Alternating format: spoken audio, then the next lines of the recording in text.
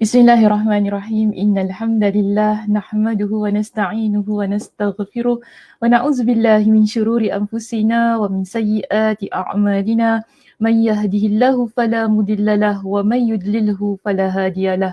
Wa asyhadu an la ilaha illallah wahdahu la syarikalah wa asyhadu anna Muhammadan 'abduhu wa rasuluh. Amma ba'd. Rabbi shrah li sadri wa yassir li amri wahlul 'uqdatam min lisani yafqahu qawli. Rabbi zidni ilma warzuqni fahma. Allahumma inna nas'aluka ilman nafi'a wa rizqan tayyiba wa amalan mutaqabbala. Assalamualaikum warahmatullahi wabarakatuh. Apa khabar jemaah muslimah kita di Masjid Asy-Syakirin pada pagi ini? Semuanya sihat? Ada siapa dengan kita pada pagi ini? Minta maaf ya, tadi ada sedikit ada sedikit keterperanjatan. Adalah maksudnya ada sedikit kegenjotan di ruangan kita tadi kan. Tapi okey je, Ustazah ada kat sini, jangan risau. Sekejap ya.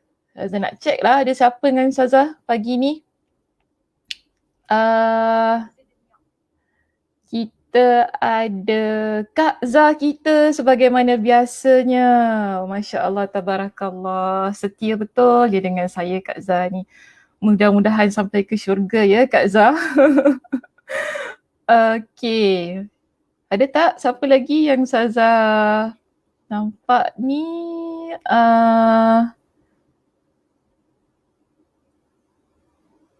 Yang lain tak ada pula. Sekejap. Ke belum masuk? Ke tak ingat hari ni pagi ni ada kuliah? Oh, ada Fia di situ.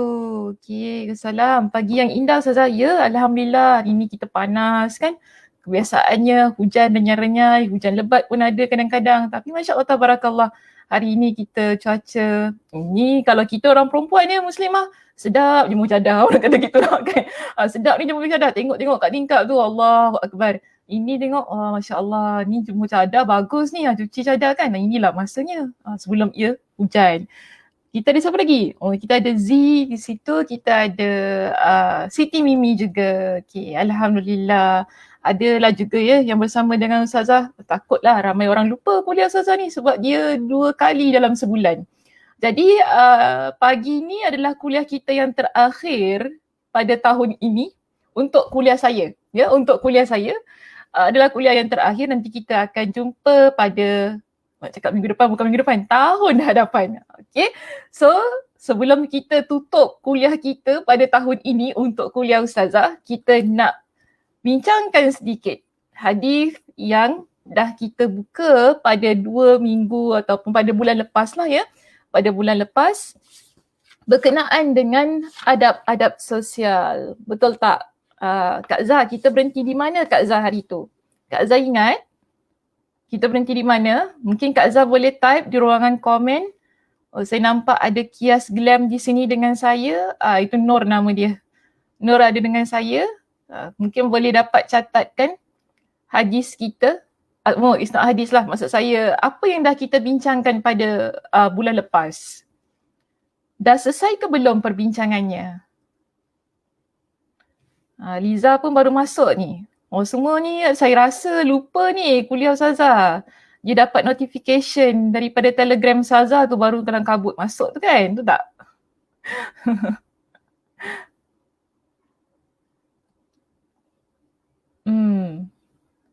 Alhamdulillah.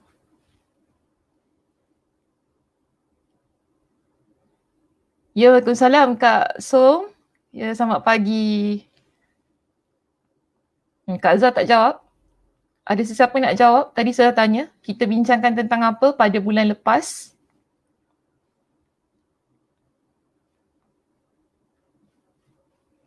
Saya beri masa untuk dijawab. Saya nak tengok jawapannya. Jika adalah, kalau tak ada kita akan teruskan perbincangan pada pagi ini. Saya tak ingat dah. Mungkin Kak Som ingat tak Kak Som? Last month bincang tentang apa? Dah habis ke belum perbincangannya? Yang kategori keempat, Masya Allah, tabarakallah. Apa yang tu Kak Som? Yang tersayang? Apa yang kategori keempat? Tentang apa Kak Som?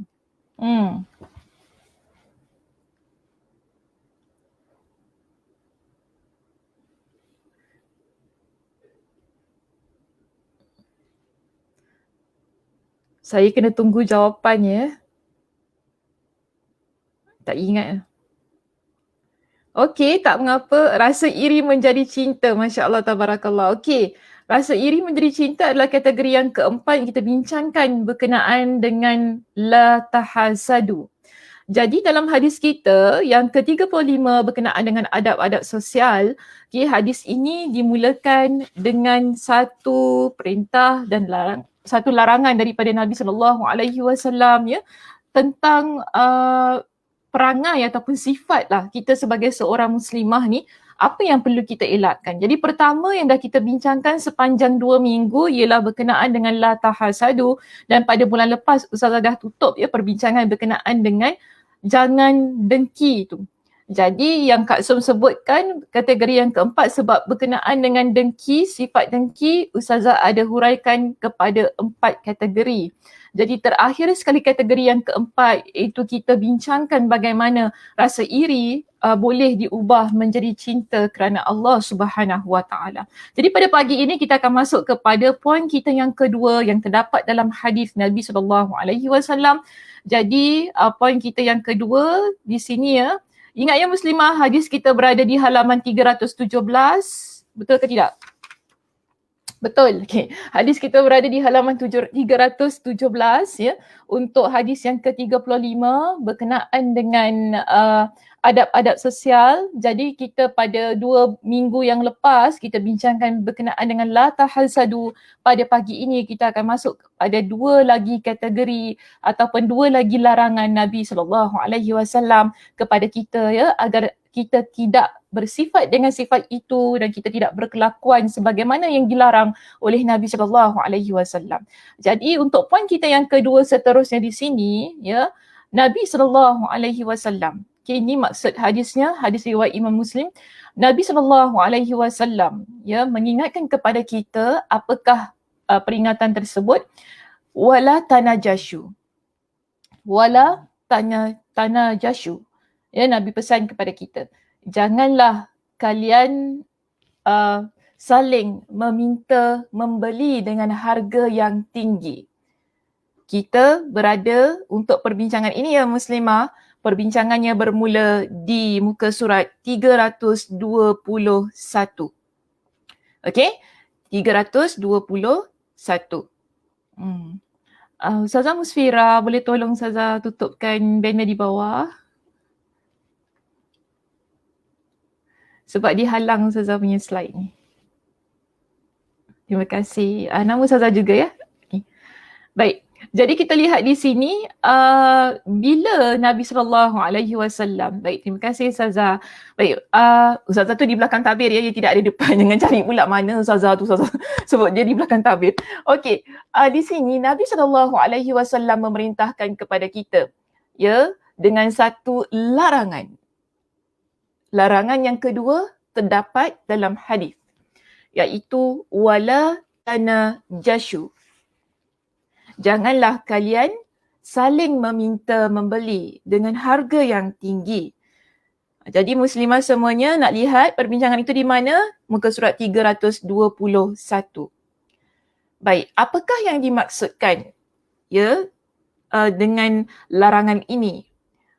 Mungkin ada antara kita yang masih lagi belum memahamilah. Tapi kalau sesiapa yang pernah ya ikuti kuliah Ustazah di Masjid Al-Muttaqin, kita pernah bincangkan tentang hadis ini ya berkenaan dengan setiap daripada ciri-ciri ataupun sifat-sifat yang ada dalam hadis yang ke-35 ini. Jadi kalau Nabi kata la tanajashu, okay, maksudnya begini muslimah. Kita baca sedikit apa yang ada dalam kitab kita. Imam Ibn Rajab Al-Hanbali, beliau jelaskan begini. Banyak dari para ulama, maknanya majoriti para ulama mentafsirkan kata an-najash di sini dengan apa yang terjadi dalam jual beli. Jadi perkataan an-najash ya yang berkaitan dengan larangan Nabi itu tadi, ianya adalah hal yang terdapat dalam permasalahan jual beli.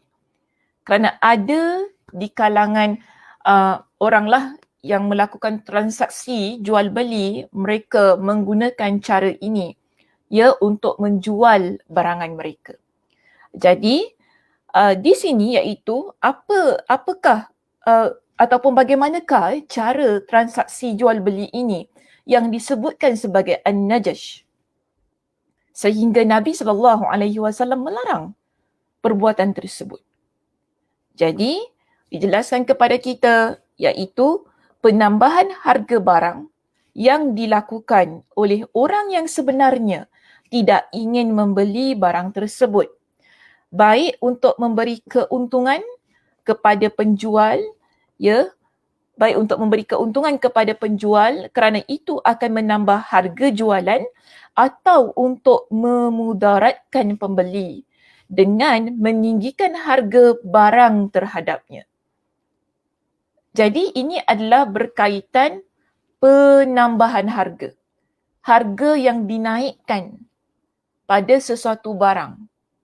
Yang mana ianya boleh memberikan memberikan kesan kepada kedua belah pihak. Sama ada kepada pembeli ataupun kepada penjual. Jadi dua-dua ada di sini. Iaitu kita lihat penambahan harga barang yang dilakukan oleh orang yang tidak mahu membeli. Jadi begini, Muslimah. Sekarang ini ada satu barang. Penjual dia jual satu barangan. Kemudian ada seorang pembeli. Dia nak beli barang itu. Dan kita kata barang ni dia susah nak dapat. Dia bukan barang senang-senang lah yang boleh kita beli di mana-mana kan. Jadi dia susah nak dapat. Ketika berlaku penawaran harga, biasalah kita kalau beli-beli barang ni kan di tempat-tempat yang boleh menawar lah. Kalau beli kat metro tu tak boleh nak tawar-tawar barang kan. Tiba-tiba pula nak tawar barang pergi metro, barang-barang kat tempat shopping mall ni kita tak boleh tawar-menawar. Tapi ada tempat kalau yang selain daripada shopping mall, kita macam pergi pasar Geylang ke apa kan, bolehlah kita ni nak tawar-menawar. Jadi kita jumpa barang ni kita nak beli. Jadi kita pun tawar. Saya rasa saya nak bagi contoh baju lah kita orang perempuan senang dengan baju ni. Kita memang dah lama dah nak cari design baju tu. Kan? Tapi bila kita pergi Geylang ni, satu je kedai tu yang jual design yang kita nak baju tu tadi. Yang dah kita cari berbulan-bulan, akhirnya jumpa dah kita, inilah design yang saya nak cari, ya Allah. Akhirnya jumpa saya. Kita happy kan, betul tak? Jadi kita pun di sini kita nak mulakan transaksi jual beli tu dengan penjual, sebab kita ni pembeli. Kita pun kata pada dia, "Kak, baju ni berapa harga?" Kita tanya kan. So kakak ni pun kata, $100 dik. Dia kata gitu kan. Kita kata pada kakak ni, boleh tak saya nak beli 90. Kita tawar kurang sikit dululah kan, 90. Tak boleh. Sebab susah nak dapat design ni, dia kata. Okay, susah nak dapat design ni. Tiba-tiba ni macam jadi seram. Ni bukan MJ12. Okay.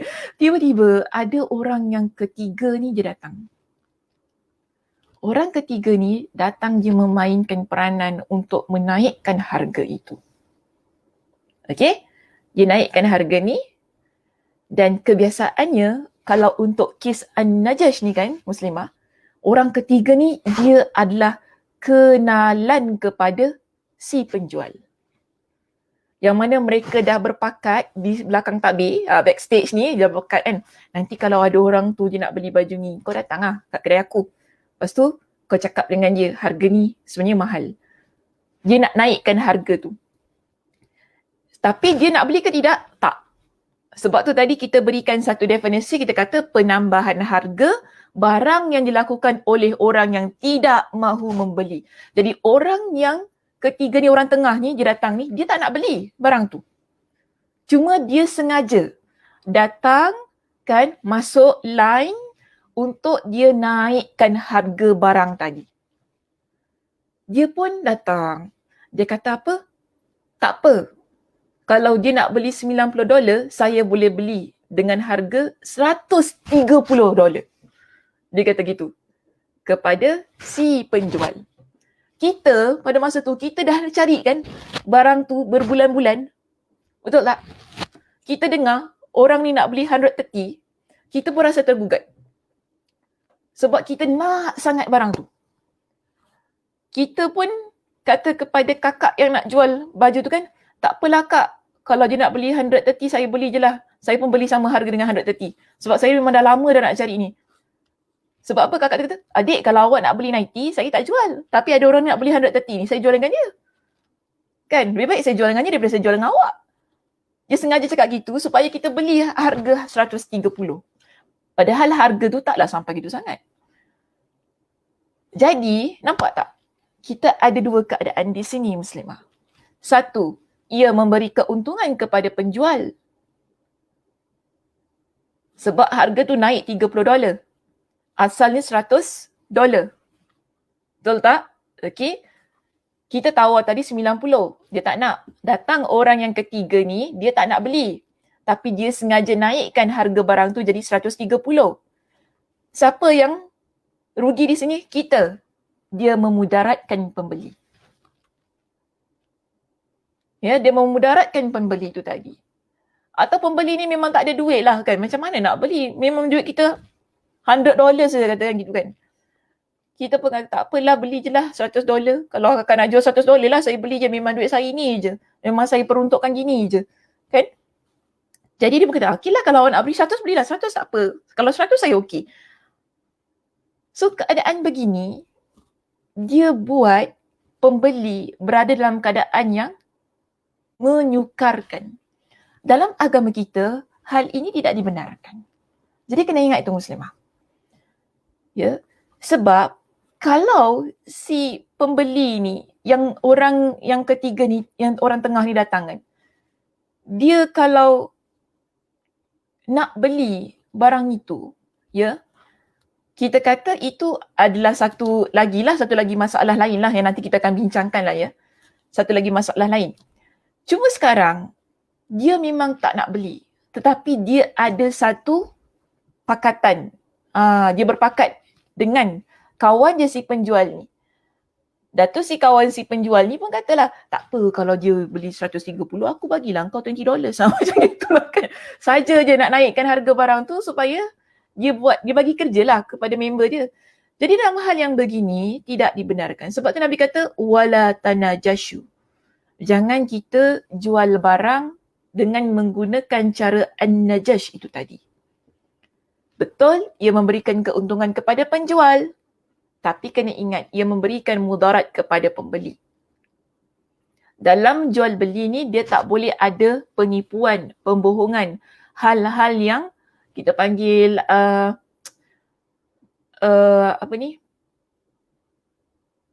yang tak clear lah. Benda-benda yang tak jelas. Okay? Dia tak boleh ada sedemikian. Pembeli perlu jelas, penjual perlu jelaskan. Kalau barang tu, kalau barang itu ada kerosakan dan sebagainya, perlu diberitahu kepada pembeli. Itu namanya tulus dalam jual beli. Jadi agama kita ajar sedemikian. Jadi penjual ni, kalau kita berniaga, apa-apa barang pula kita berniaga. Tidak boleh ada sebarang penipuan. Lebih-lebih lagi jika ia melibatkan kepada an-najash itu tadi. Maka ia adalah larangan. Ya, yang Nabi ingatkan. Sebab ia menyusahkan orang yang nak beli barang. Sebab kita kena ingat begini Muslimah. Ada orang dia tak mudah nak beli barang macam kita. Ya mungkin kita banyak duit. Kita boleh keluarkan duit kita nak beli apa saja yang kita nak. Namun ada orang ketika dia nak beli sesuatu barangan, dia perlu mengumpulkan duit dia terlebih dahulu. Kan? Baru dia boleh beli barang. Kerana ketidakcukupan. Namun dia perlukan barang tersebut. Dia amat memerlukan barang tersebut. So kita ni, contohlah sekarang kalau dulu-dulu, saya kata ginilah. Masa COVID mula-mula kan, barang yang amat kita perlukan apa pada masa itu? Pelitup kan? Sampai pelitup semua habis. Kan? Sanitizer semua habis. Bayangkan, kalau perkara ini berlaku, bukankah ia memudaratkan dalam keadaan pembeli amat memerlukan barang itu? Kita jual pelitup. Yang kedai lain semua tak ada, kedai kita je ada. Kemudian kita buat perkaraan najis ini. Sedangkan pada masa itu masyarakat amat perlukan kita naikkan harga, kita suruh kawan kita datang naikkan harga, korang-korang kawan kita nak beli, padahal kawan kita dah ada berpuluh-puluh pelitup dah kat rumah dia, betul tak? Kita kata tak apa kau datang je, orang nak beli emas ni. Nanti kan emas pelitup jangan emas emas tu, bukan emas tu lain sikit. Ini pelitup tu, tak apa, orang mesti nak beli punya. Cakap kau datang, kalau ada orang nak beli, dia tawar ke apa kan. Sebab dia memang sengaja buat sedemikian. Jadi ini kita panggil sesuatu yang tak seharusnya berlaku lah. Dalam keadaan kita bermuamalah, kita bersosial. Ya? Kerana seharusnya kita ni saling membantu. Di dalam kita menjalani kehidupan sesama masyarakat, sesama manusia ini. So itulah ya, sebab itu kalau kita lihat dalam kitab kita ini, Imam Ibn Abdul Bar rahimahullah, dia berkata begini, para ulama telah ijma'. Ijma' ni maksudnya sepakat bahawa orang yang melakukannya, iaitu orang yang membuat perkaraan najas sebagaimana yang telah saya berikan contohnya itu tadi. Ya, dia kata adalah orang yang bermaksiat kepada Allah Azza wa Jal. Dia buat perkara maksiat kepada Allah Azza wa Jal apabila dia mengetahuinya ada larangan tentang hal itu. Jadi kalau kita dah tahu perkara ini adalah perkara yang dilarang dalam agama kita, namun kalau kita buat juga, maka itu adalah perkara maksiat yang dah kita lakukan. Dosa lah. Ya, dosa. Tak boleh kita buat. Mungkin, tapi sebab tu tadi dia kata mungkin ada orang yang dia tak tahu, rupanya tak boleh, dosa rupanya. Okey, tak apalah, bertaubat. Sama-sama kata tak apalah ya, bertaubat ya kepada Allah Subhanahu Wa Taala. Benda pun dah lepas, nak buat macam mana, kita pun dah terbuat benda tu, kita dalam keadaan kita ni jahil, kita tak tahu. Ya, bertaubat kepada Allah Subhanahu Wa Taala. Mudah-mudahan Allah Subhanahu Wa Taala ya mengampuni dosa-dosa kita dan kita terus-terusan menjadi seorang muslimah yang lebih baik pada masa yang akan datang. Begitulah keadaan kita. Okey, habis ya kita bincang tentang poin kita yang kedua yang terdapat di hadis kita yang ke-35. Kita masuk kepada poin kita yang ketiga untuk hadis ini. Apa poin kita yang ketiga? Poin kita yang ketiga, Nabi SAW larang kita dengan satu ungkapan kata. Nabi kata begini, wala tabaghadu, maksudnya janganlah kalian saling membenci. Okey, janganlah kalian saling membenci. Wala tabaghadu. Baik. Untuk hadis ini ataupun untuk larangan ini,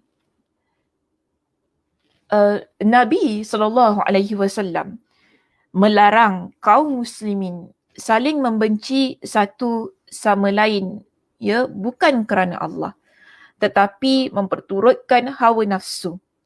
Hal itu kerana Allah telah menjadikan kaum muslimin bersaudara. Di sini kita sebagai seorang muslimah, ya, jangan kita, kalau bahasa sekarang ni, jangan kita menyebarkan kebencian. Kan? Jangan kita menyebarkan kebencian. Sebab sekarang ni, dia ni kebencian ni, dia bukan, kadang-kadang bukan kita buat antara kita dengan kawan kita. Kadang-kadang saya kata. Tapi untuk konteks kita pada hari ini, kebencian itu, ya, ia berlaku seringkali bila kita viralkan sesuatu. Jadi kalau kita ni nak viralkan sesuatu ataupun kita nak share lah, senang. Sebab viral ni dia biasa bermula. Viral tu maksud tular. Kita nak tularkan sesuatu di sosial media kita contohnya. Kita kena fikir, adakah apa yang saya nak kongsikan ini dia boleh menyebabkan berlaku ataupun menyebabkan kebencian di kalangan masyarakat, di kalangan teman-teman saya? Kena fikirkan. Sebab pada konteks kita hari ini, kebencian dia bukan kita buat sekarang. Maksudnya kita buat tu kita dengan kawan kita 2 orang, bukan gitu.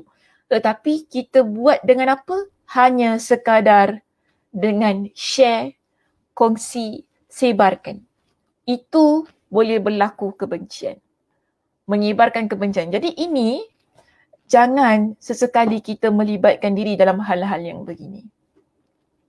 Jangan kita buat hal-hal yang begini. Sebab ia boleh mencetuskan ketidakharmonian di dalam masyarakat. Sebab tu Nabi pesan, la tabaghadu. Jangan kalian saling membenci. Jangan buat orang lain benci kepada orang lain. Jangan kita sebarkan kebencian. Jangan kita ni buat hal-hal yang boleh mendatangkan kebencian. Semua sekali termasuk dalam larangan Nabi SAW ini. Jadi Nabi SAW ingatkan kepada kita. Kerana kita ni Muslim sesama Muslim. Lebih-lebih lagi kita Muslim sesama Muslim. Namun kena ingat, tak semestinya kita kata, Nabi kata kita dengan Muslim-Muslim lah. Nama Muslim ni tak payah Ustazah. Nama Muslim ni kita kena sebarkan kebencian. Tak boleh. Agama kita tak ajarkan sedemikian. Kena ingat itu. Jadi walaupun konteks hadis ini menekankan antara kita sesama Muslim, namun kena ingat, ia adalah berkaitan dengan sesama manusia. Sesama manusia. Jadi sekarang ni pada pagi ini, Ustazah nak fokus pada sesama Muslim lah. Kita ni Muslimah dengan Muslimah, kita dengan masyarakat Muslim dan sebagainya. Bila Nabi kata kita sesama Muslim ni adalah bersaudara.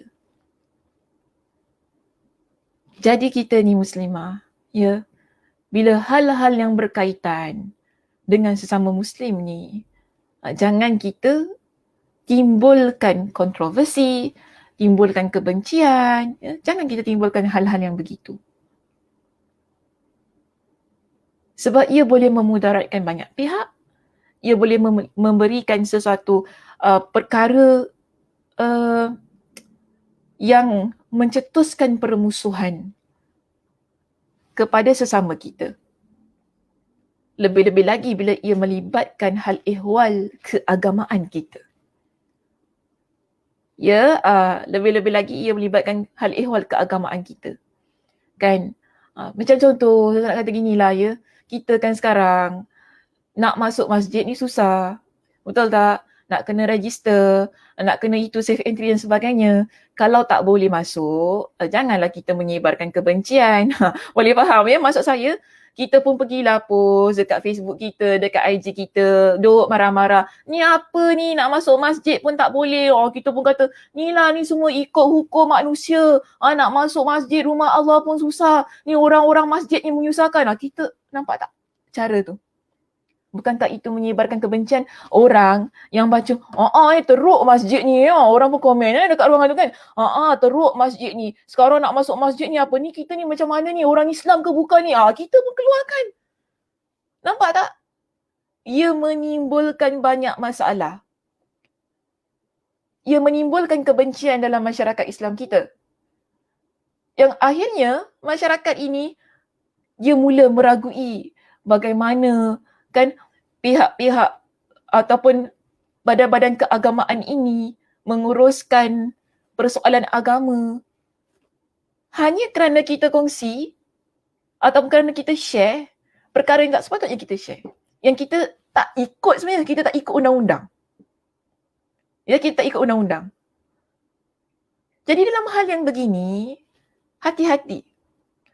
Hati-hati.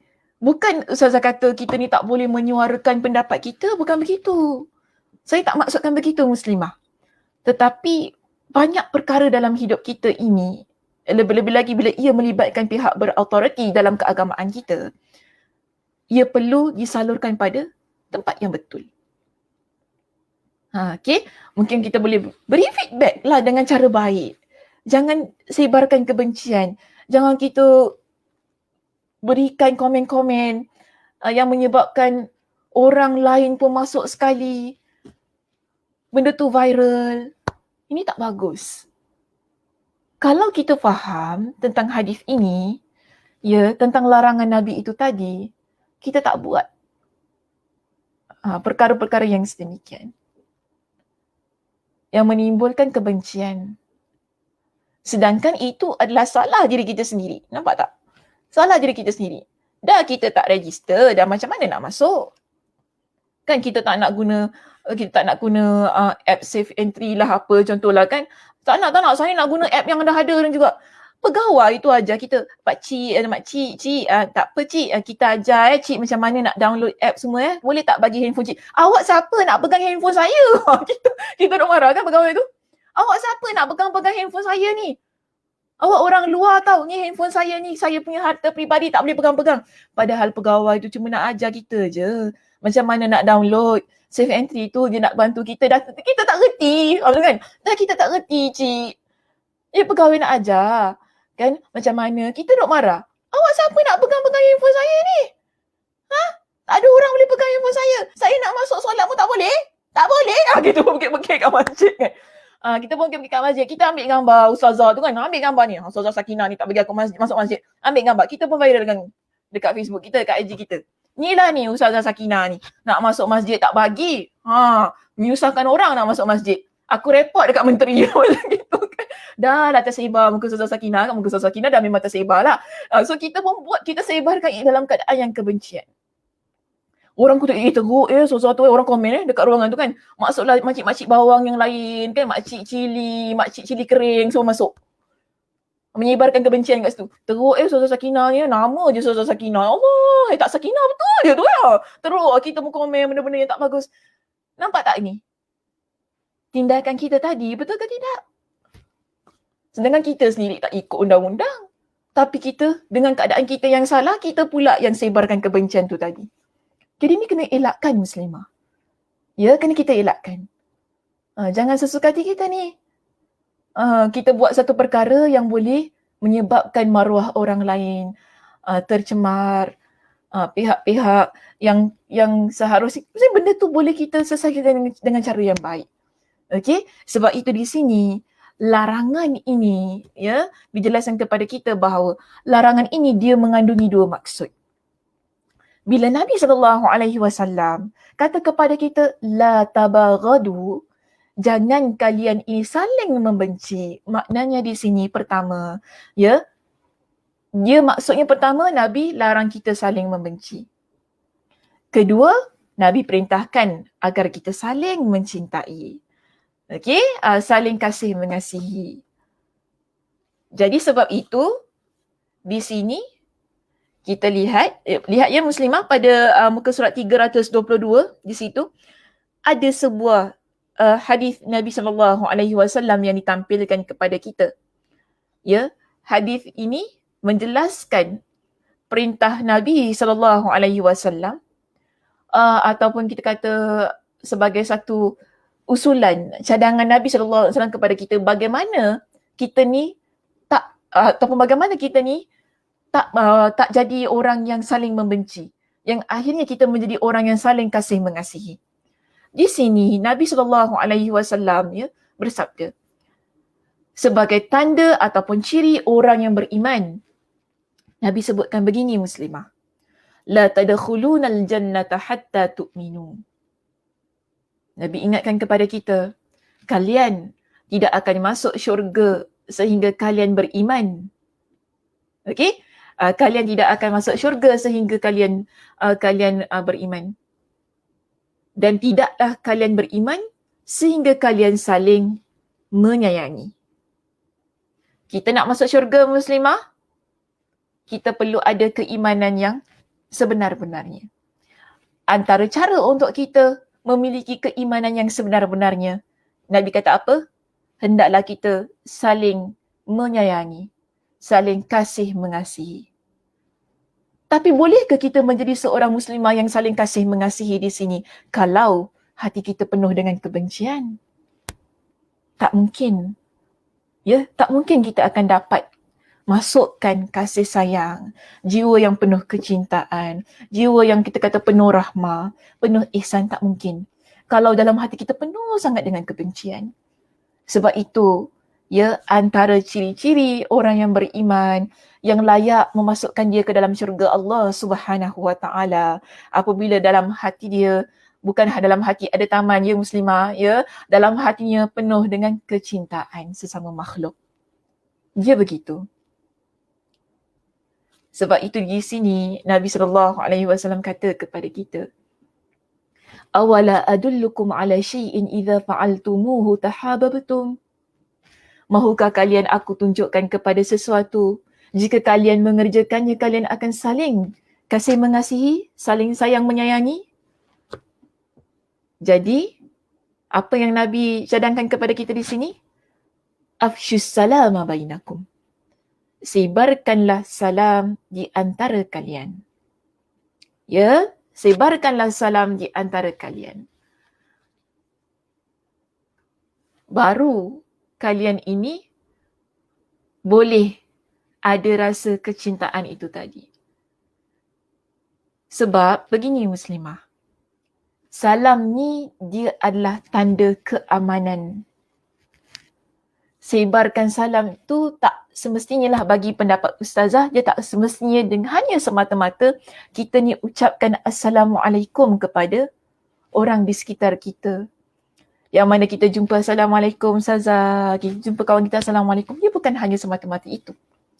Tetapi bagaimana kita menyebarkan mesej-mesej keamanan, kan? Mesej-mesej yang boleh membawa kasih sayang sesama kita. Dia begitu juga. Sebagaimana kita elakkan diri kita menyebarkan kebencian menerusi sosial media kita, menerusi hubungan sosial kita, begitulah kita perlu menyebarkan kasih sayang di sosial media kita.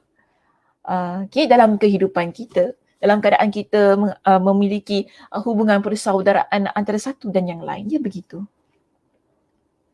Tapi boleh juga kita ni nak mempraktikkan memberi salam kepada orang yang ada di sekitar kita, itu di kalangan muslimah kita, kan? Boleh sahaja.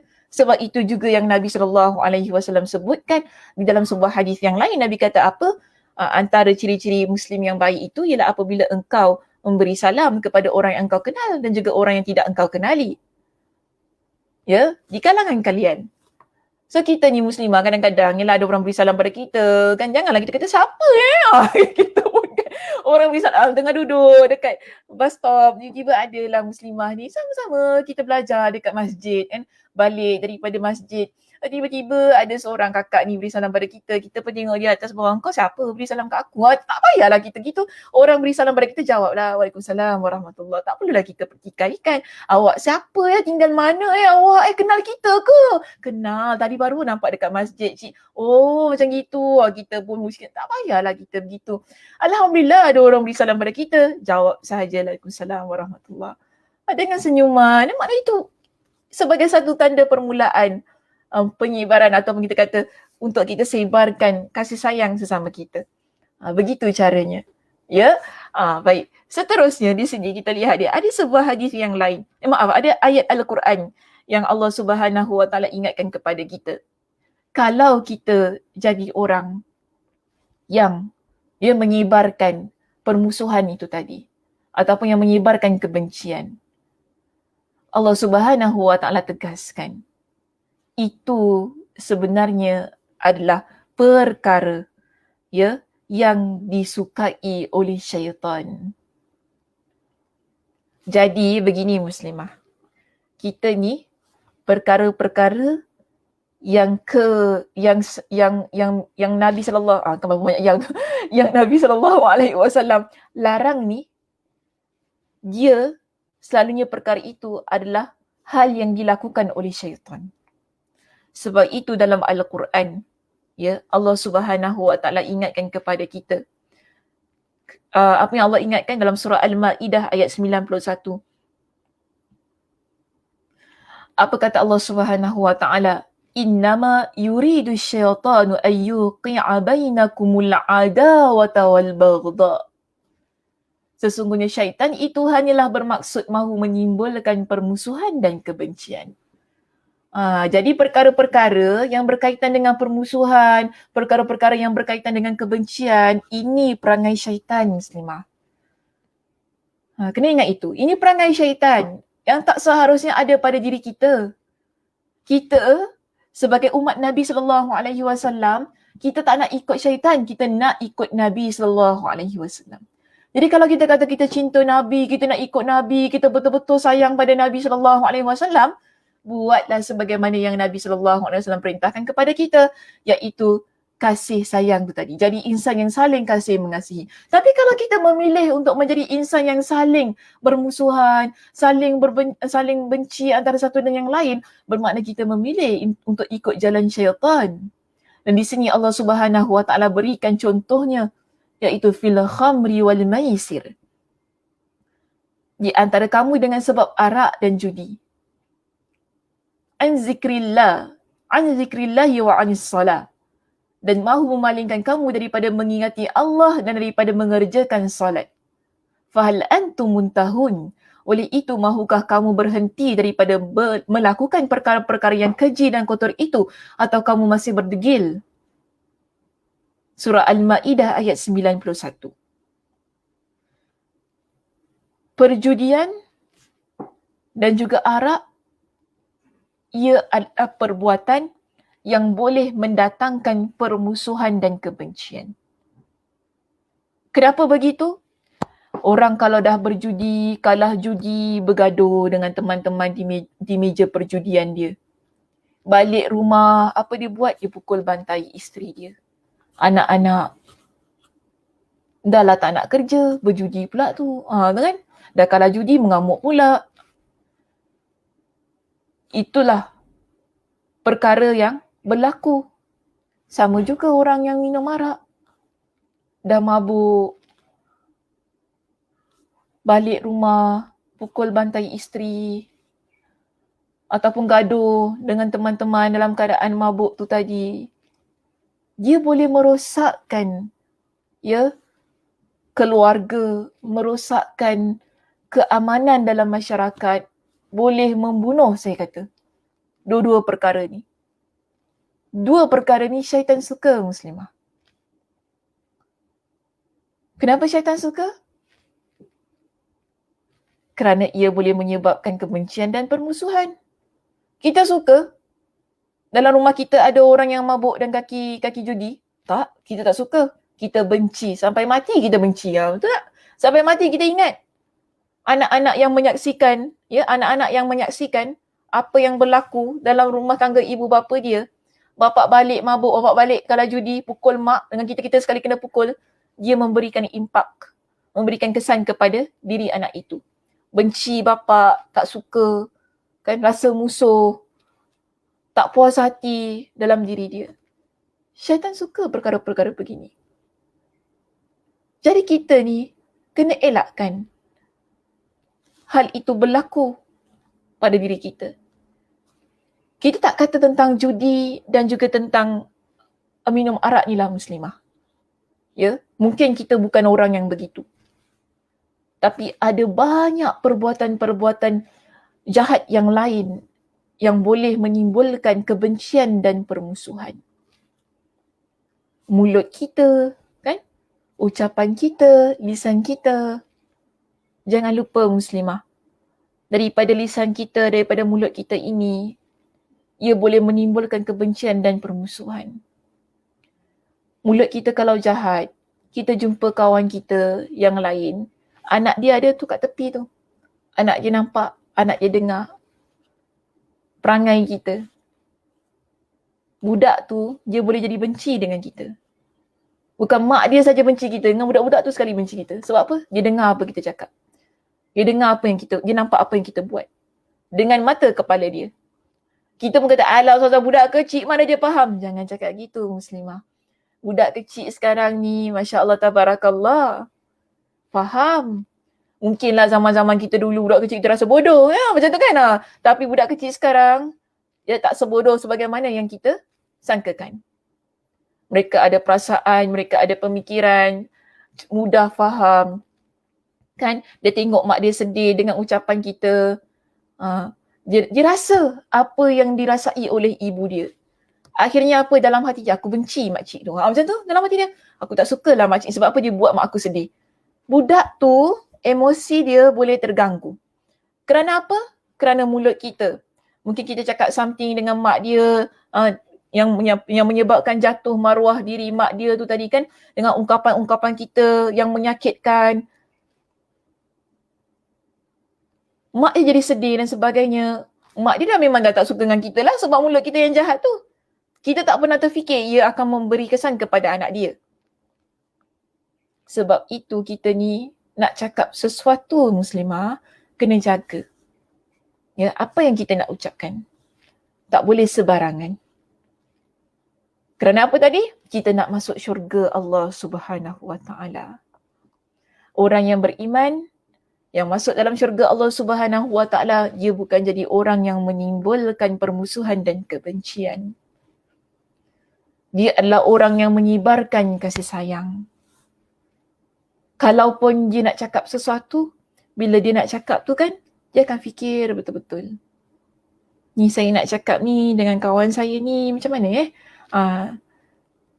kalau betul lah dia nak cakap juga, dia lihatlah dia tak cakap ada anak dia, ada suami dia ke, ada teman-teman yang lain ke apa, biar dia dengan antara dia. Itu pun dia sampaikan dengan cara yang baik muslimah. Okey, dengan cara yang baik. Begitu keadaan orang yang benar-benar beriman, yang mana dalam hatinya penuh dengan kasih sayang. Dia akan jaga setiap perlakuan dia, setiap ucapan dia, kan? Setiap apa yang dia fikirkan agar tidak menimbulkan permusuhan dan kebencian. Okey, baik. Seterusnya di sini. Kalau kita rujuk ya muslimah dalam kitab kita, selepas ayat Al-Quran ini ada ya di dalam kitab di halaman 322 surah Al-Ma'idah ayat 91. Di bawah itu ada satu lagi perenggan yang menjelaskan tentang topik kita la tabaghadu ini, iaitu disebutkan bahawa dan Allah juga mencurahkan anugerah kepada hamba-hambanya dengan mempersatukan hati mereka. Jadi sekarang ini bila kita berada dalam keadaan yang penuh kasih sayang, kita ada hubungan persaudaraan, kita ada kawan-kawan di sekitar kita yang baik dengan kita, kita ada jiran tetangga yang baik, kan? Adik-beradik yang baik. Maknanya itu adalah nikmat yang Allah berikan kepada kita. Sebagaimana yang Allah Subhanahu Wa Taala sebutkan dalam surah Ali Imran ayat 103, Ustazah pun salah nama. Ayat 103. Ya, Allah Subhanahu Wa Taala sebutkan bahawa persaudaraan kita dengan orang di sekitar kita, ia adalah nikmat yang Allah berikan kepada kita. Susah muslimah kalau hidup kita ni penuh dengan permusuhan. Kalau dalam kita adik-beradik ni kan, ya, ada banyak sengketa, ada banyak isu, tenang tak hidup? Tak tenang. Tak perlu kita nak lihat kita dengan kawan kita lah. Kalau kita dalam keluarga ni, kita dengan adik-beradik kita, kita dengan adik kita, kita dengan abang kita, ada banyak masalah, ada banyak permusuhan. Tenang tak kita? Kita tak tenang. Sebab itu, bila persaudaraan itu dia kuat, ya, kita semua baik, ia adalah nikmat yang perlu kita jaga baik-baik. Kerana Allah Subhanahu Wa Taala dah ingatkan kepada kita. Dalam surah Ali Imran ayat 103, apa kata Allah? Wa'tasimu bihablillahi jami'a. Dan berpegang teguhlah kamu sekalian kepada tali Allah, iaitu agama Islam kita. Wala tafarraqu, dan janganlah kamu bercerai-berai. Ya, bila kita ni dah ada satu hubungan persaudaraan yang kuat, yang mantap, sesama adik-beradik, sesama teman, kan? Sesama community kita di sekitar kita ini, jaga ia baik-baik. Jangan kita pula mencerai-beraikan ia. Wadhkuru ni'matallahi alaikum. Allah kata apa di sini? Dan kenanglah, ingatlah nikmat Allah kepada kamu ketika kamu bermusuhan semasa jahiliah dulu. إِذْ كُنْتُمْ أَعْدَاءً فَأَلَّفَ بَيْنَ قُلُوبِكُمْ, yang mana dulu kalian ni banyak sangat sengketa. Dulu masa zaman jahiliah, pada zaman sebelum Islam datang ni kan, kita banyak sangat sengketa sama masyarakat. Sehingga agama kita yang kita anuti ini mengajarkan kepada kita dengan kasih sayang. Ya, sehingga apa kata Allah? Sehingga kamu bersatu padu dalam nikmat Islam. Maka menjadilah kamu dengan nikmat Allah itu orang-orang Islam yang saling bersaudara. فَأَصْبَحْتُمْ بِنِعْمَتِهِ إِخْوَانًا. Allah ingatkan begitu kepada kita. Kalian jadi saling bersaudara. Kenapa? Kerana agama Islam yang kalian anuti. Itu yang menyebabkan kalian menjadi saling berkasih sayang. Dahulu sebelum Nabi SAW diutuskan menjadi seorang Nabi dan Rasul, cuba kita lihat balik apa yang berlaku dalam masyarakat jahiliah pada masa itu. Hidup dalam keadaan yang saling membezakan antara satu dan yang lain. Lihat kepada keturunan, ya, lihat kepada status orang kaya dengan orang kaya, bangsawan dengan bangsawan. Kalau hamba dengan hamba, mereka yang miskin dipandang rendah, mereka yang tidak ada status, mereka yang tidak ada kekuasaan, adakah mereka mendapat tempat dalam masyarakat? Seringkali mereka ini dihina, dijadikan hamba, tak dipandang. Maknanya di situ tidak ada kasih sayang muslimah. Kalau ada pun sikit sahaja. Kerana apa? Kebiasaan kehidupan mereka adalah begitu. Tapi beza. Setelah Nabi SAW diangkat oleh Allah sebagai Nabi dan Rasul, Nabi sebarkan kasih sayang. Ya, Nabi sebarkan kasih sayang sehingga tidak ada beza antara hamba dan tuan. Tidak ada beza antara mereka yang ada, kita kata, keturunan yang tinggi ataupun keturunan yang biasa-biasa saja, tak ada beza. Semuanya ya dianggap sebagai bersaudara. Kerana apa? Kita bersatu di bawah ataupun di atas nama agama Islam. Sebab itu kaum Aus dan Khazraj dulu kita katakan kaum Aus dan Khazraj ini adalah penduduk Madinah. Ya, pada masa itu dipanggil sebagai penduduk Yathrib. Pada masa itu mereka saling bersengketa. Mesti ada permusuhan. Tak baik-baik bertahun-tahun, berpuluh-puluh tahun. Sehingga mereka bertemu Nabi SAW yang akhirnya mereka bersatu. Yang dulu tak pernah baik, akhirnya dengan agama Islam itu, baik mereka, aman mereka. Terus jadi bersaudara. Ini yang Allah ingatkan kepada kita. Nikmat persaudaraan yang dulu kalian tidak miliki. Tetapi kerana ada nikmat agama, nikmat iman dan Islam, akhirnya kalian bersatu di atas nikmat iman dan Islam itu tadi. Ini yang perlu kita jaga, ya, yang dah Nabi SAW tinggalkan untuk kita. Kita sesama kita, bila dah berada dalam keadaan nikmat iman dan Islam, seharusnya kita berada dalam keadaan yang penuh kasih sayang. Bukan pula dah ada kasih sayang, kita ni jadi orang yang menimbulkan permusuhan. Tak nak jadi begitu muslimah kita ni. Sebab itu di sini ya, kalau kita rujuk pada halaman 323, Imam Ibn Rajab Al-Hanbali ingatkan kepada kita, dan untuk makna inilah, iaitu makna untuk kita sebarkan kasih sayang agar kita tidak menjadi seorang muslimah yang saling membenci antara satu dan yang lain itu tadi. Dia kata apa? Allah mengharamkan namimah. Namimah ni maksudnya adu domba, batu api. Okay? Allah haramkan namimah. Tak boleh kita ni jadi seorang muslimah yang batu api, timbulkan permusuhan, jadi orang tengah yang menyebabkan bergaduh sesama muslimah. Jadi orang tengah, kau tahu Sakinah tu cakap pasal kau tu, hidup-hidup lah, dia cakap pasal kau, luar kain, dalam kain dia cakap tentang kau. Kita dengar, Sakinah cakap gitu, jahat Sakinah tu, padahal Sakinah tak cakap pun. Kita ni, nampak tak kita ni, jadi orang yang begitu. Akhirnya bergaduh. Kita jumpa Sakinah tu kan, Sakinah, si Semar tu cakap kau gini. Si Sakinah tu, dia cakap aku gitu, bukan kesamanya aku baik dengan dia? Dah Semar dan Sakinah ni bermusuhan. Kerana perangai orang tengah ni lah yang mengadu domba tu tadi. Sebab itu Allah haramkan perangai begini. Kita happy ke? Apa kita dapat? Kita happy orang bermusuhan? Ada orang begitu. Mungkin kadang-kadang kita kata, kita tak sampai pada tahap begitu muslimah. Ya, kita tak sampai kepada tahap untuk buat orang lain bermusuhan. Tapi ada orang yang begitu perangai dia. Betul, ada orang yang begitu perangai dia. Yang nak lihat kita ni bercerai-berai, yang nak lihat kita ni saling bermusuhan, yang nak lihat kita ni putus persaudaraan, ada orang yang buat begitu. Sebab itu Allah haramkan perbuatan an-namimah itu tadi, batu api, kerana ia boleh menyebabkan permusuhan dan kebencian. Betul, ia boleh menyebabkan permusuhan dan kebencian. Jadi Allah memberikan keringanan rukhsah untuk berbohong dalam rangka mendamaikan orang lain, sehingga ada rukhsah, ada ruang yang mana kita dibolehkan untuk berbohong bagi mendamaikan dua orang yang berselisih faham. Ya, sebab itu di sini apa firman yang diberikan kepada kita?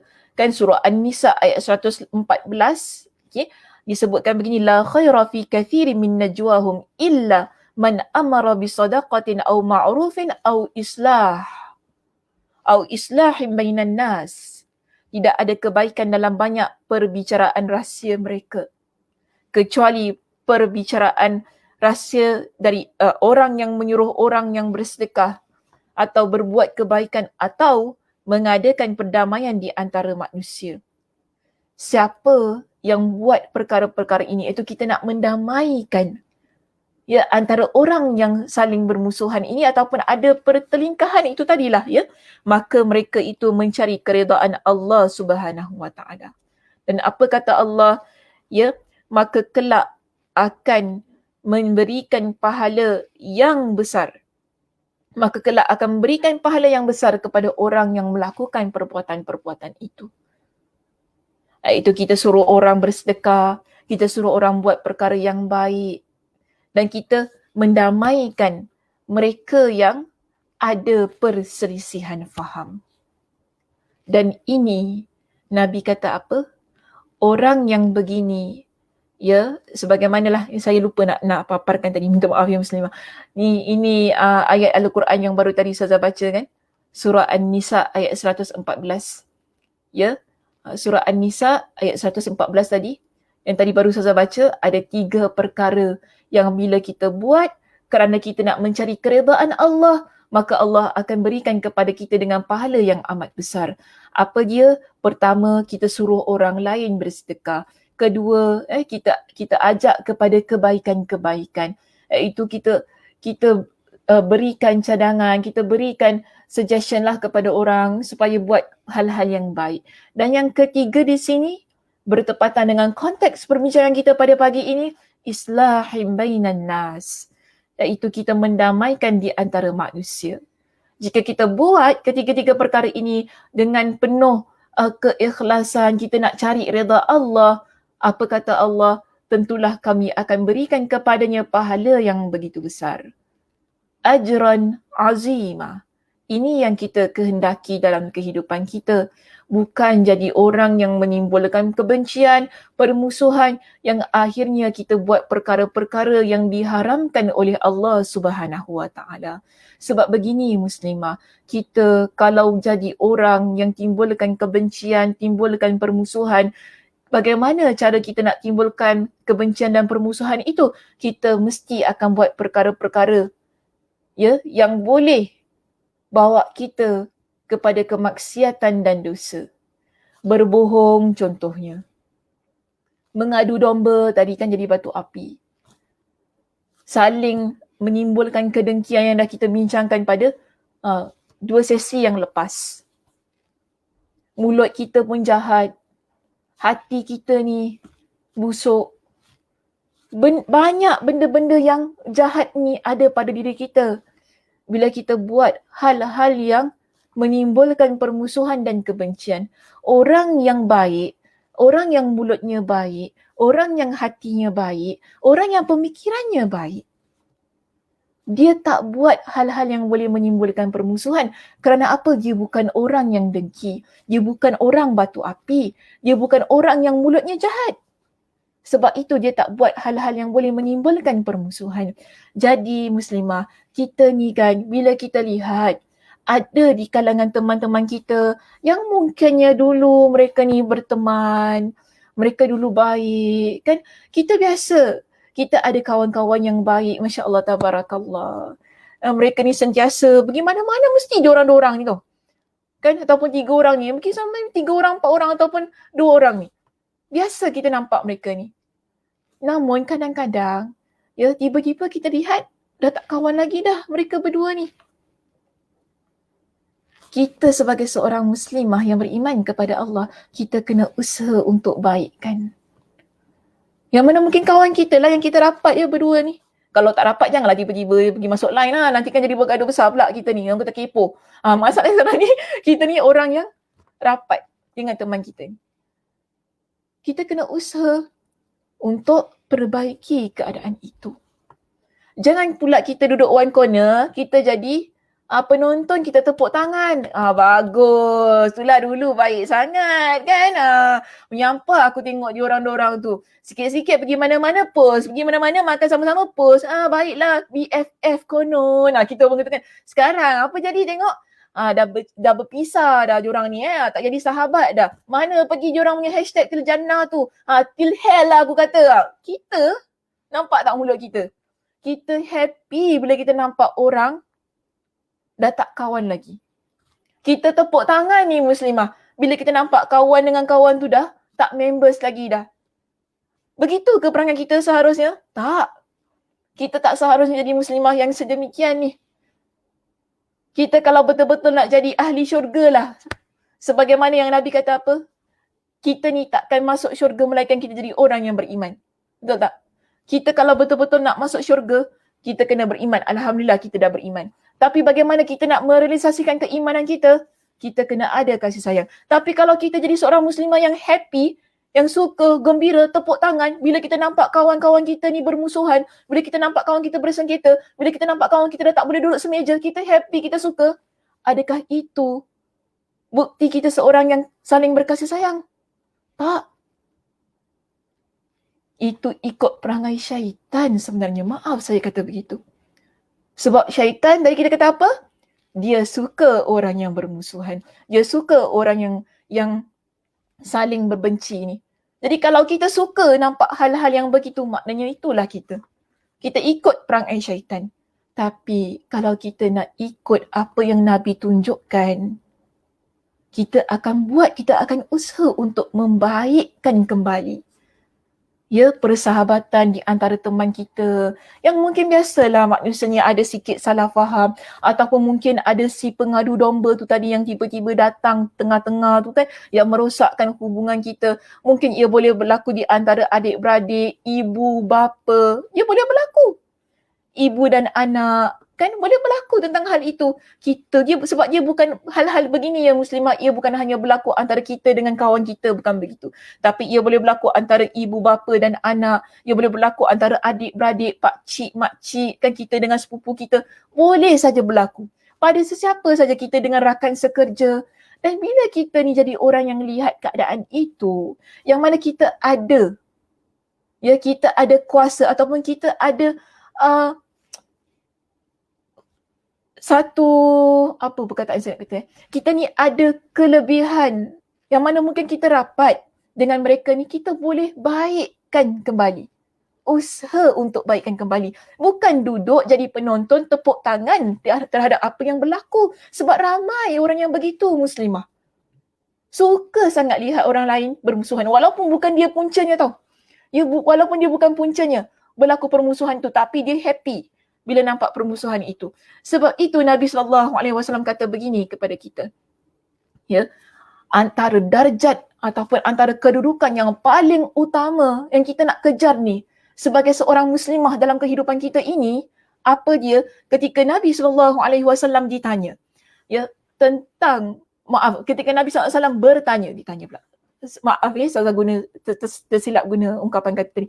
Apabila Nabi SAW tanya kepada para sahabat, ala ukhbirukum bi afdala min darajati siyami wassalati wasadaqah.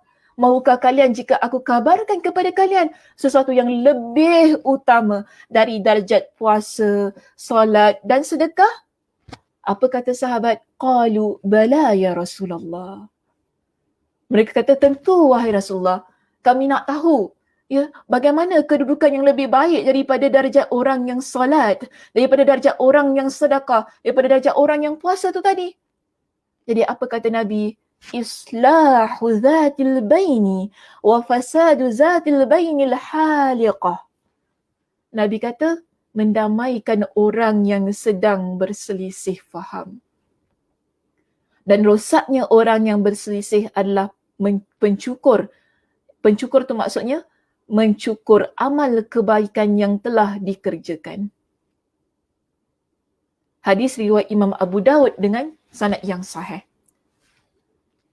Nabi sendiri sebutkan di sini, kita kalau nak kejar satu perbuatan, satu amal yang mana darjatnya Nabi sebut lebih utama daripada kita sibuk puasa, sibuk solat sunat ni lah solat puasa sunat, solat sunat, kita sibuk bersedekah.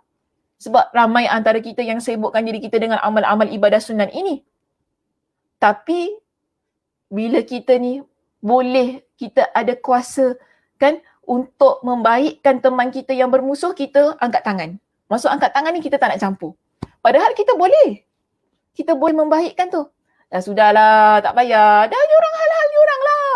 Tak payah masuk campur. Kita ramai begitu kan, tak payah masuk campur. Padahal kita ni members dengan members tau muslimah. Ya, kita adik-beradik contohnya. Kita boleh untuk baikkan. Tapi kita lepas tangan. Tak nak langsung.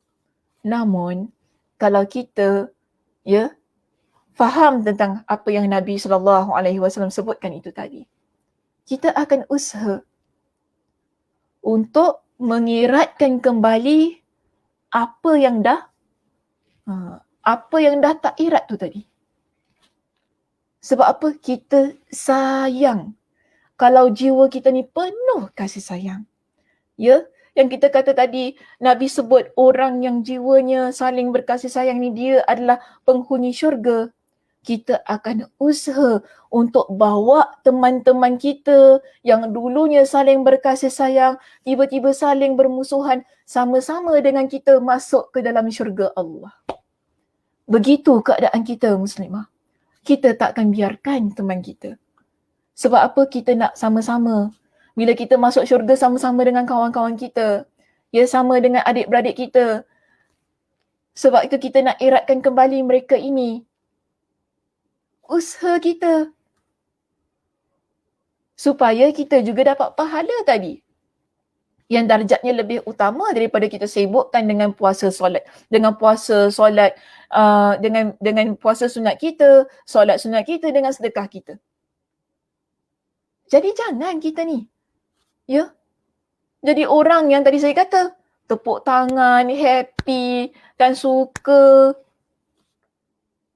Perlu jadi yang sebaliknya. Sebaliknya apa?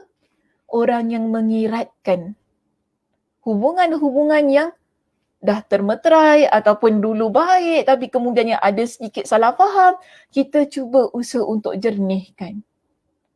Ya, apa yang berlaku di antara teman-teman kita.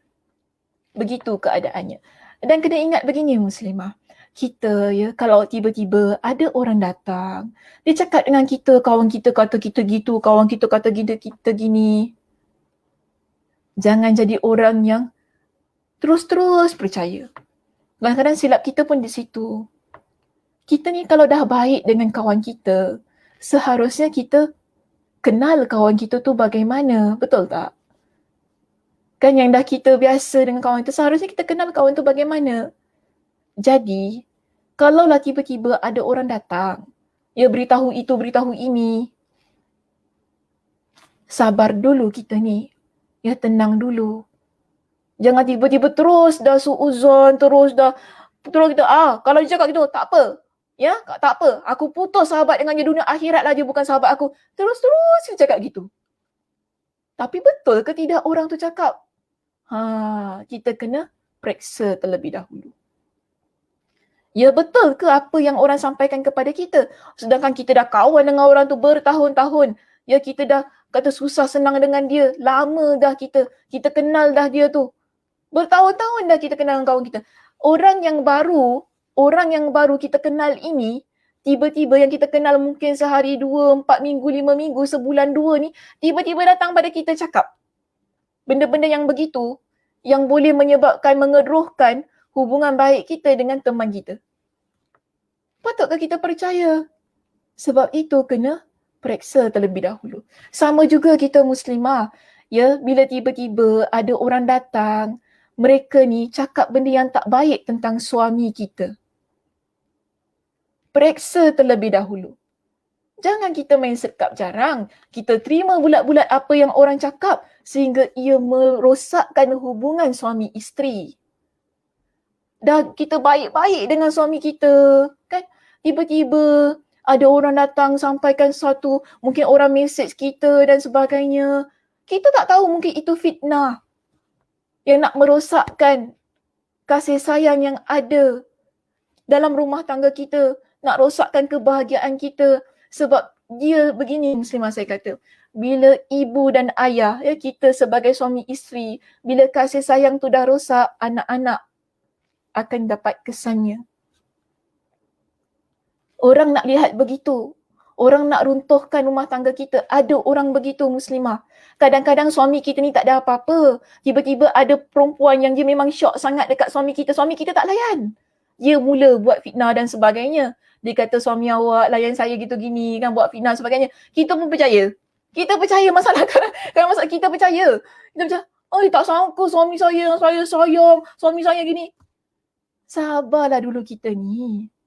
Ya, kita betul. Saya tak nafikan kita orang perempuan emosi kita lebih daripada segala-galanya. Sungguh serius. Ya, kita memang emosi kita lebih daripada segala-galanya. Tapi kalaulah kita kata kita ni seorang wanita yang bijak, kan kita kan selalu marah kalau orang kata kita bodoh. Kalau kita kata kita ni seorang wanita yang bijak, seorang wanita yang tak jahil, seorang wanita yang ada ilmu kita akan memimpin emosi kita muslimah. Sebab itu, kalau ada orang tiba-tiba datang nak rosakkan hubungan kita dengan teman-teman kita, hubungan kita dengan suami kita ke, dengan mak ayah kita ke apa, kita kena periksa terlebih dahulu. Tenang. Ya, tenang dulu. Jangan tiba-tiba terus mengamuk, terus itu, terus ini, kan? Terus percaya.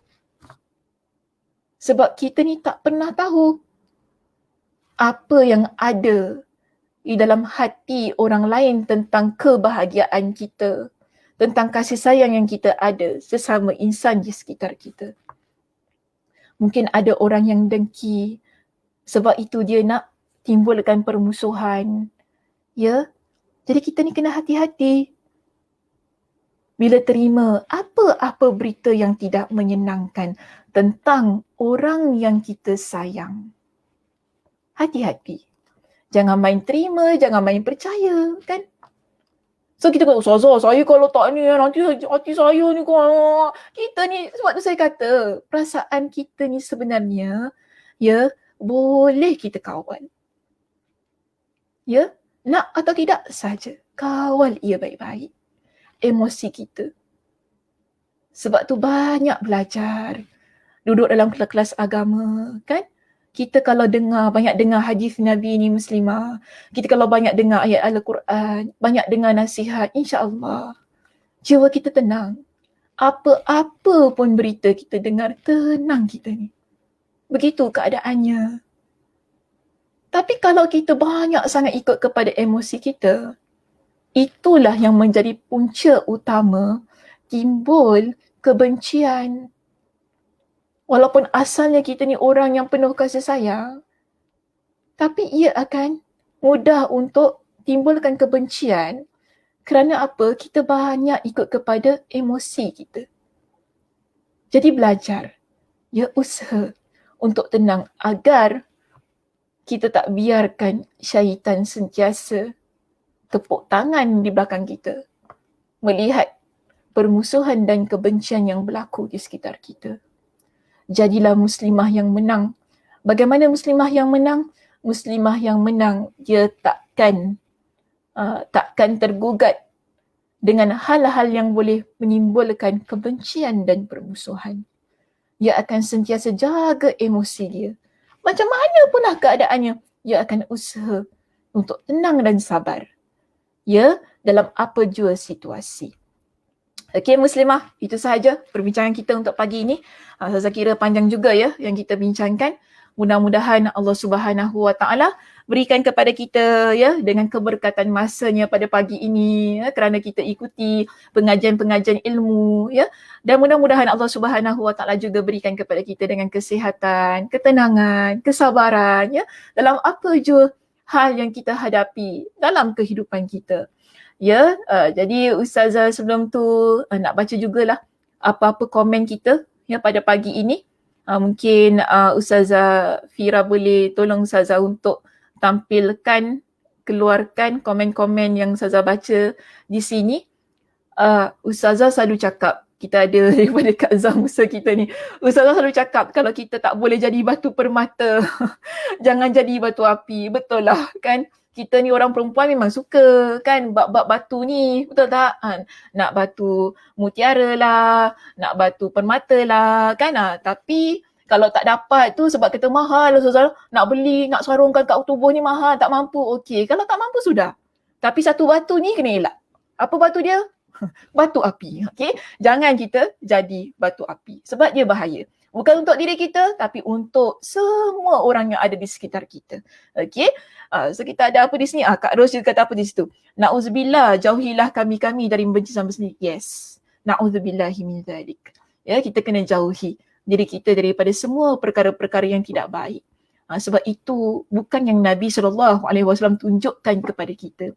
Nabi SAW sepanjang hayat baginda, ya Allah, Masya Allah, tabarakallah lah. Ya, penuh kasih sayang. Walaupun orang benci dia, namun dia nak benci balik tu, taklah muslimah. Susah kita nak lihat contoh yang begitu ada pada Nabi SAW. Penuh kasih sayang. Kalau ingat satu contoh kan yang Nabi SAW tunjukkan kepada kita, yang mana kisah Nabi nak dakwah di Taif tu, itu contoh yang paling menyentuh hati. Orang buat dia teruk sangat. Ya, dihalau daripada Taif tu dalam keadaan mengalir darah tu.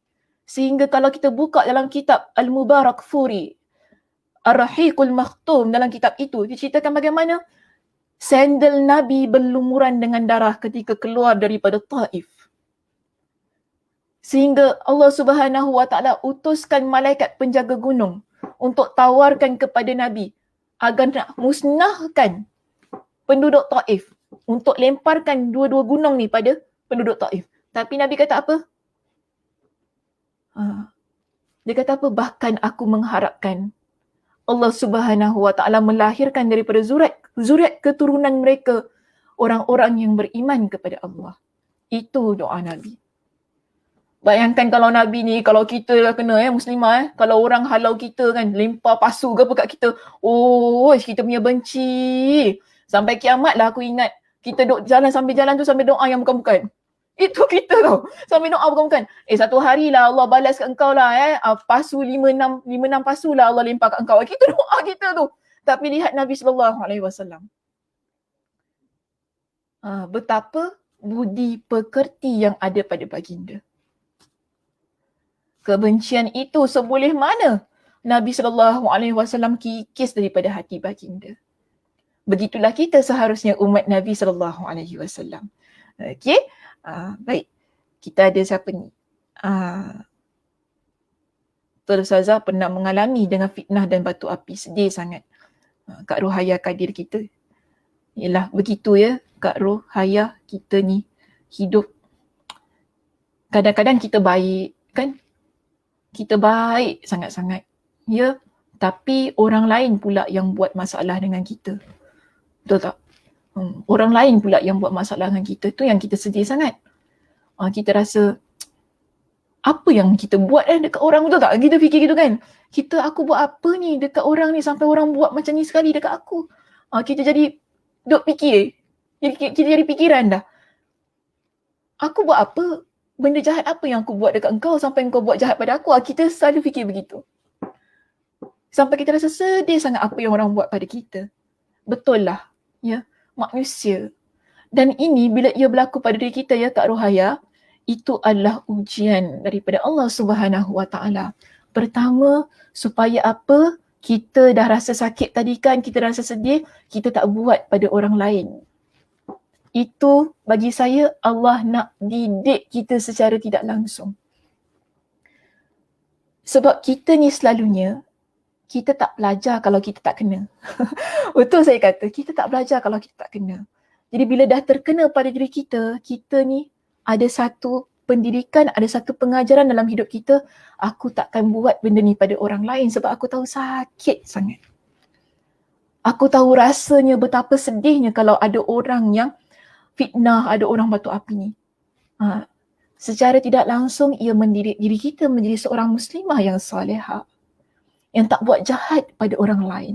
Ya, tu satu. Dua, Allah Subhanahu Wa Taala tingkatkan kualiti diri kita. Allah tingkatkan kualiti diri kita. Sebab apa? Kita sabar dengan perbuatan-perbuatan jahat orang lain. Ya, kita ni banyak menjadi orang yang banyak istighfar kepada Allah. Bila orang buat jahat pada kita ni kan, kita pun istighfar, astaghfirullahalazim. Kita berdoa kepada Allah, Allahumma ajurni fi musibati wa akhlif li khairan minha. Kan kita doa, Allahu la usyriku bihi syai'a. Kita banyak doa kepada Allah. Kerana apa? Kita nak mantapkan kesabaran kita itu tadi, muslimah. Meningkat kualiti diri kita di sisi Allah Subhanahu Wa Taala. Itu yang kita hendak. Kerana orang yang sabar, orang yang sentiasa dekat pada Allah dalam keadaan dia diuji, itu antara ciri-ciri orang ahli syurga. Jadi cantik keadaannya jika begitu, betul tak? Itu sebenarnya satu peluang dan ruang lah yang Allah berikan kepada kita. Yang penting begini muslimah, biar orang buat kita, kita jangan buat orang lain. Ya? Tak apalah orang nak buat kita apa pun, tapi kita nak buat orang lain, tak. Kita elakkan. Sebab kita nak ikut apa yang Nabi SAW tunjukkan kepada kita, dan kita tak nak ikut sebagaimana yang syaitan tunjukkan kepada kita. Jadi kalau kita betul-betul nak jadi muslimah yang kejar syurga Allah, ya, nak kejar syurga Allah tu tadi, usahalah kita jadi seorang muslimah yang mana dalam hatinya penuh dengan kasih sayang, penuh dengan kecintaan, jauhi sebarang perkara yang boleh menimbulkan permusuhan dan kebencian. Okey muslimah, itu sahaja perbincangan kita untuk pagi ini. Alhamdulillah selesailah ya kuliah kita untuk tahun kita 2020 ni. InsyaAllah banyak lagi, belum habis perbincangan hadis belum habis muslimah. Ya, tetapi perbincangan kita untuk tahun ini saya tutup begitu. Mudah-mudahan Allah Subhanahu Wa Taala ya berikan kepada kita dengan kesihatan, dengan kelapangan masa untuk kita bertemu di tahun hadapan. Okey, nanti insya-Allah lah mungkin pihak masjid akan keluarkan jadual ke untuk beritahu, maklumkan dan sebagainya. Baik, dengan itu saya tutup kuliah kita pada pagi ini dengan tasbih kafarah. Subhanakallahumma wa bihamdika asyhadu an la ilaha illa anta astaghfiruka wa atubu ilaik. Assalamualaikum warahmatullahi wabarakatuh.